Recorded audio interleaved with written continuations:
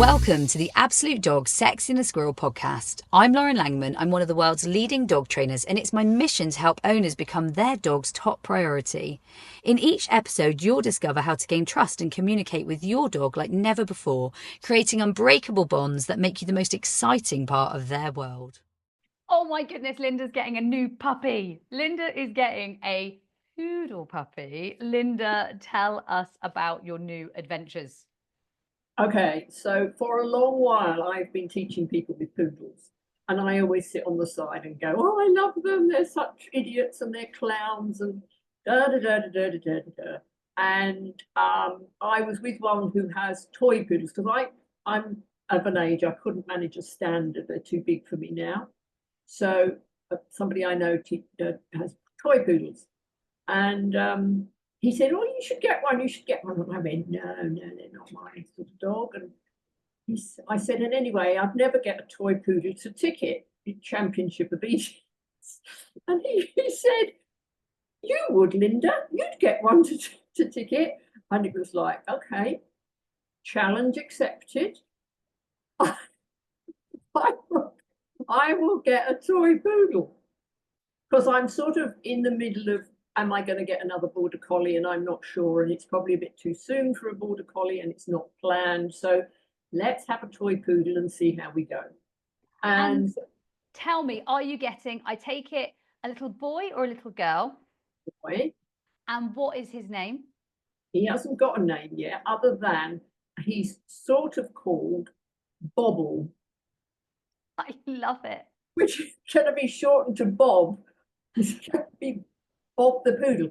That's if it suits him when we get him, because I'm very much into let's get the puppy and see what name suits them. But his fantasy name, the one that I've had in my head for the poodle I'm getting, is Bobble. So Bobble's coming home soon. I think it's a really great topic for our podcast, for all of our listeners, everybody who's here listening, Sex in Squirrel podcast. You guys get to hear it first from lovely Linda, who is getting her new puppy. What are you thinking for your early planning stages? And I love that we've got another dog on the road to Crufts, because we've not only got our plans in place already, which I know we're going to share with everybody across the podcast, where we're planning to go to Crufts Obedience. That's Linda and her lovely, lovely Ulla. And we've got lots and lots of goals and targets set. But we've also got Bobble, who is on his way. He's arriving very, very soon. What are you thinking? What are your first few days at home? How does it look? How does it go? Like, what's the plan? And talk me through it. And I'm very happy to input at any stage if you need a hand. Okay, so plan is we have to get the house ready. So we're already a gated community in my house. We have pull-out dog gates all over the place. So I don't need to put up baby gates or anything like that. I do need to go into the loft and get the puppy pens down. He won't need as big a puppy pen as a border collie, but there'll be a pen. We live upstairs in this house, so we have a sort of living space upstairs and then offices downstairs. So he'll have a pen upstairs and he'll have a pen down here in this office, but a fairly small one as he's only a toy poodle. I've ordered piddle mat for him because house training for us in an upside down house is again a challenge. So I've got around in the last 4 dogs, I think, to using a grass in a tray, but I use a product which is called Piddle Patch, but you could just use a cat litter tray with a piece of turf in it or some astroturf in it or something like that. So I just get them used to, there's a place with grass where they go to toilet. So that's been ordered. I've ordered some raw meat for him because all my dogs are fed raw, so that's been ordered. So puppy pens will go up. All my enrichment toys will come out for puppies because obviously he's going to be tiny. So he'll need a little lick mat and a little treat dispenser toy, things like that. So the food's sorted, the beds are sorted. I've got plenty of beds.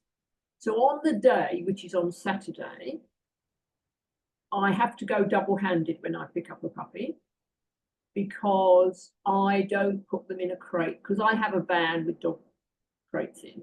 I don't put them in the crate in the back when they come home. They come home in the front with me holding them, and hubby drives. So I'll have a very small puppy crate in the front, and I'll be with him because he's in Swansea, so that's about a 5-hour drive. So for 5 hours he'll be with me, and then when he gets home, he will sleep in a crate next to my bed. So I work on that bond and that safety for a pup right from the beginning. I was just thinking one thing, Linda. I don't know if you've thought about this or not. I'm sure you have because you think of everything. You're a great planner.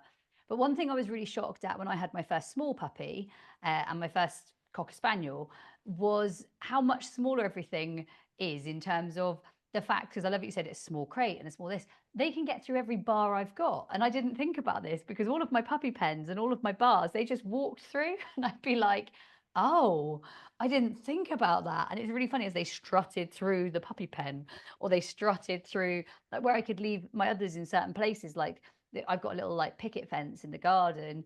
The Cocker Spaniel would just hop through the gap and I'd be like, oh, that wasn't my plan. So yeah, it was an interesting one. It was definitely an Well, interesting we've one. got a balcony upstairs. He'll go straight through the bars of the balcony if I'm not careful. Yes, Um, those kind of things to plan on, all of isn't it? those things have got Size. to be thought about, yeah, because he's going to be tiny. And we're talking probably between, I don't know, 1 and 3 kilos, I would Yeah. imagine. Maybe a little bit on the, I mean, I've never had a poodle, but I would imagine within that window. And so how about things like collars and leads and harnesses? What are your thoughts on things Got like that? any? It's going to be a visit to Pets at Home. She's visiting. And does he have a color? Have you got a color in mind for him? Is he blue? He's silver. Silver? No, I meant as in, what's his color of his lead and collar? Oh, I don't know. I don't know. So, well, turquoise probably. I like sort of turquoise and blue and things like that on the collies. Silk, sort of murly colours. So, yes, he'll be blue probably. But Blue. it'll be a little visit to Pets at Home for Early stages. How exciting. So what are your first games looking like? What are you going to do for the first things that you do with his food or do with his games or do with his toy? Like how is that going to work on a early stages of games and games-based learning, lovely Linda? So first couple of weeks, every piece of food he's going to get will either be enrichment or it'll be from me. So it'll be in all sorts of fun games like chasing a bit of food. Obviously, with tiny pups, their eyes don't work very well. And it's where when I'm working with people who've just got their puppy, we have to explain that your food bowling skills have to be very good with a puppy because they don't see the piece of food go if you're too quick. So you have to just get them used to getting their eye in and doing a little bit of follow. And I start behaviours straight away. I mean, he's going to be 10 weeks when I pick him up. So he'll be straight into learning to sit, go down, walk back, nose touch, all of those little behaviours, what using his food. I love it. I love hearing it. I love knowing it. I've got a lovely friend. She's called Deb. You've met her, and she is going to be doing exactly the same with Border Collie puppy. So she's got a new Border Collie puppy, and I love that you're already on to from the get go. Every piece of food is either from enrichment or from me, and personally, my balance is sometimes more one than the other, depending on the dog. So sometimes with cockers, I'll actually give more enrichment because they're so into me that I actually need to turn them like into something else because if not, I could get in trouble with separation anxiety and struggles like that, which if you're listening, there's a 10 days to stop separation course. It's just £27. It's for our listeners right now. It's reduced from £97 and you get full lifetime access. So definitely get hold of that one. But yeah, with the cockers, I might go into doing a bit more of that, Linda. Or with my border collies, because they're often very, very into my other dogs and they want to chase the movement and watch the movement and look at the movement and be absorbed by the movement. I actually do most of it with me if I can, but obviously I use my enrichment to babysit. So my enrichment allows me a bit of babysitting, eat that mat while I quickly wash my hair, or lick on that Kong for a minute while I quickly try and answer the door and get them visitors in and sort the house or whatever else I'm trying to do. So, or I'm going to hoover. I mean, it'd be a chance to be a fine thing, but you know what, those types of scenarios. And I Try think not to look shocked at that comment. You looked very shocked. Get her off the camera. Don't let her be seen. But yeah, it really makes me insanely happy to hear that from you, that you're straight away, that is exactly how you feel too. Now, how about play, Linda? Because I'm really a massive, massive fundamental believer in dogs work better when they play, and you get more motivation when you play. And you saw recently when we were training Ulla together, we trained a lot together, and I used play a lot with you, especially to overcome any anxieties or struggles. I use play a lot. So I use play to like jack the arousal and to really allow the dog to become more environmentally established when the environment can be tough. And I know when we're prepping a dog for Crufts, and I'm going to say this right now, we don't want no poodly poodle. We want like a wham bam, I'm Bobble. Thank Yes, you. full Out on. of my way. We need this dog super confident. We need him super present. We need to really safeguard his confidence, but also not like baby him, if that makes sense. So you need to not over woolly jumper them and over, I'm going to put like clothes on you, be my handbag dog. And at the same time, we also want to safeguard his confidence, because we don't need an Ulla or a Sensi swiping him or knocking him out. And they'll do that sometimes just running through the hallway.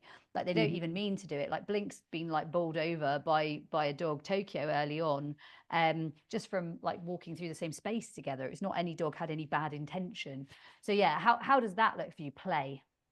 So play, all of the poodles that I teach have the attention span of a gnat. Mm. They're on it, off it, on it, off it. I love that you thought to yourself, wouldn't this be a great breed to go and train? So all of the poodles I train have the attention span of a gnat. So I thought to myself, I'm going to do that. I love your wisdom. Keep going. I love a challenge. So I will be establishing a huge amount of interaction with me, play, focus and attention, everything about centering an orientation around me, so that they don't, the ones I train tend to check out very quickly. You know, they'll notice something worse than all are behind me. They'll notice something and their attention will go. Yeah, and in terms of confidence, the thing that I try to coach people with small dogs not to do is pick them up, is get them to meet the world from the floor.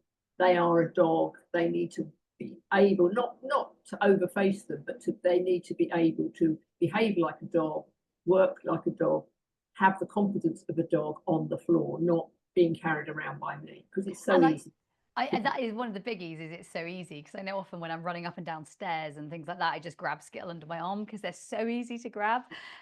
So I definitely I fall into that small dog owner category where I scoop them up way too often, but it is easy, and sometimes it keeps them safeguarded. But I agree, there are places when it doesn't need to happen. Now, thinking on this, Linda, I know we've got our 10 days to puppy success course, and I really, really, really want, if you're listening to this and thinking, I want to understand this better, I want to know this better, I want to understand this philosophy and this way of thinking, please jump in and get it. It's reduced right now from £97 to our listeners. It's £27 only, lifetime access, and you can jump in and you can listen and you keep it forever. Resources galore and really beautiful puppy learning. But Linda, what would be some of your sort of early stage tips in terms of when you introduce your dogs, or how that goes? Because I know for sure that I'm never in a rush to introduce my dogs, but I think it's good for people to hear it from different people, and to the point that I don't think Tokyo met Venture until he was about 7 months, like not properly. I mean, I would maybe go out and about on a walk, or I'd maybe, but I didn't put them head to head in the house where I know it could be potentially a problem. And I would say even more so with a big dog and a little dog coming into the house. I think that little dog, I think we really forget. There's a very horrible story that when I was sort of early on in my dog training career, an acquaintance of mine, she had two Jack Russell Terriers, and her nan had a Chihuahua, and they left the dogs together, and that Chihuahua died. Like, it died. And I think that people, they forget we're dealing with animals. These aren't animals. And when you're talking about a toy poodle, a Papillon, a very, very small breed, I also know of a Papillon that was that was killed at a big festival that we run in Agility, Kennel Club Festival it's called. Not we, when I say it's the Kennel Club run it, and we go to that festival, and that Papillon died again at the jaws of another dog. And this isn't like a nasty, aggressive beast. This is a dog who's bitten and gone, "Rah." And at the same time, it's been in the wrong situation and no one's managed the environment correctly. And so for me, those two terriers should never have been left with that Chihuahua. That was absolutely irresponsible. And of course, everyone has that heartfelt, we hate that feeling for someone. And we know nobody wants to be in that position, but come on, guys, use your sense. Like, where's your sense? And so for me, if this was my poodle, I'm not in a hurry to leave these dogs unsupervised. I'm not in a hurry to introduce these dogs head on in confrontational spaces or situations. But equally, every trainer is different, and I'm really open to hearing how you might do it. Well, I already don't leave my dogs on. So the person on the sofa behind me today, she's never left unsupervised with my others. The only dog that's left out in the house unsupervised and free is Ping, who's the eldest. The other two girls go in crates if I'm not present, or they might lie on a sofa or something like that. With the puppy, he would probably be 6 or 9 months, even more. I might never be left alone with the others milling about. I mean, I just don't do it, because you've only got to have somebody come to the door and then bark and get aroused and there be an accident, even if it's one gets trodden on. I don't let it happen. I don't go there. I know we have this ideal of the dog's house is their house and they should have free roam of it and they go where they like. And I think they're better off just being safe. And I really love that you have that perspective in a multi-dog household. And I think it's worth saying here, your household, like my household, we've got some dogs who are really level and cool with life, but actually we've got some naughty but nice dogs. And my naughty but nice dog this morning, Venture, oh, I mean, some days I think you're a little witch. Like, she's got a real edge. And you probably shouldn't say that on a podcast, but hey, here we go. Let's be real. And she really did just snipe over a vegetable. So I chucked a few vegetables in the garden and I thought they're so low value, I didn't really think much of them. But she's so resourcey at times that even the vegetable in the garden that she didn't want was enough for her to snipe at. And so it's just being constantly mindful when you've got multi-dogs. I've got 10 dogs, and I know that you're also in a multi-dog household. And I think you've just always got to be mindful. And I much prefer to be safe than sorry. And like I said, the two Jack Russells and the Chihuahua, the Papillon at the big Kennel Club event, like those for me are stark warnings. And the other one I had as a youngster was I was walking in the park and two dogs went head on head and one died. They just ran. It was instant. And I've never experienced things like that, Linda. And yet those were life-changing. Another life-changing one for me, and it was very emotional. Another life-changing one for me is I taught a lovely, lovely student for a good number of years. Beautiful, beautiful dog. One of my favorite dogs I taught. In fact, she got me really even more in love with border collies than I already am and was. And she left her with a pig's ear and she choked. 3-year-old dog. She choked. And I just remember being so utterly, I just couldn't believe it. I was gobsmacked. It was like losing a part of, because I taught her since she was 8 weeks old. I taught her since she was a baby. I loved this dog. And this dog was really talented. And I loved working with her and I loved training with her. And she was just a great little dog. And I just remember being super horrified at the how easily that could happen. So yeah, supervision, massive. Dogs like him wouldn't be left with chews that are potentially going to do things like that. Like, there's lots to think about, isn't there? That I think people, what I'd love to do is prevent these things from happening to other people, because we know that these are things, sadly, that can happen. And I think it's important that we maybe safeguard any of those. What do you think? It's absolutely. But then again, I don't wrap them in cotton wool. So, agreed. So this pup will be in the van from day one. They travel on the seat next to me in a crate so that I can get them used to the idea of traveling, and because he'll be out and about every day. He'll be going to anywhere I go. He'll be exposed to the supermarket car park, the train station. Bobble on a road trip. That's right, absolutely. So that I don't fuss about whether they're inoculated or not. I mean, I don't let them go sniffing around in places where there's been 101 dogs or something. But out in the middle of the country, he will be on the ground. I have to say really quickly, Linda, I love this because only an hour ago I was chatting away to Dave. Dave, you and I know very, very Mhm. well, one of our regular podcasters and a brilliant, brilliant trainer in search dogs. And he said, I just want to be a little bit controversial. And I was like, oh God, what's he going to say? Because you're always aware when you're filming a podcast or you're recording or filming something that you're just like, what's he going to say? Is it needing to be edited out? And he said, the thing is with puppies, with puppies, with puppies, can't say his way of saying puppies, but with Poppy, he said, I will get them out after their first vaccination. And he said, I'm not waiting for their second. And I said, right, I'm going to be even more controversial. And I'm going to say, I don't care about any vaccination versus getting them out. But similar to you, I'm not going to throw them down in the middle of the Birmingham city centre dog poo, right? That is left in too many different places. And I'm sure it's left in lots of other city centres too, not just Birmingham. We were talking Birmingham because that's where Dave lives. However, when you're in Oakhampton and it's so rural, no, I'm not going to drop them in like rat infested water, but I'm also, so I'm going to avoid lepto, but I'm also, and I'm not going to take them to an area that I know is known to have parvo because there are certain Yeah. places in the country that are known to have parvo. Recently I was at a dog show and it was known to be in that area. You're a bit more cautious for sure. At the same time, there's a risk and a balance and a management space to be had that you're sort of fine tuning that, aren't you, with your socialization risk. So I love what you say, and I have to just bring it up there because you and Dave and I aligned. We're on the same page. No, none of this, oh, he's got to be locked in a little box until he's had all of his inoculations. I just don't do it. I don't make a fuss about it at all. So he'll be out and about, And running so, about.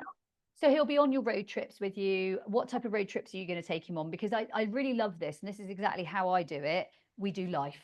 We Yep. just do life. So we just do life, and we keep going, and we do life together. Mhm. Yep. So he'll go to the shops. He'll go to my training days.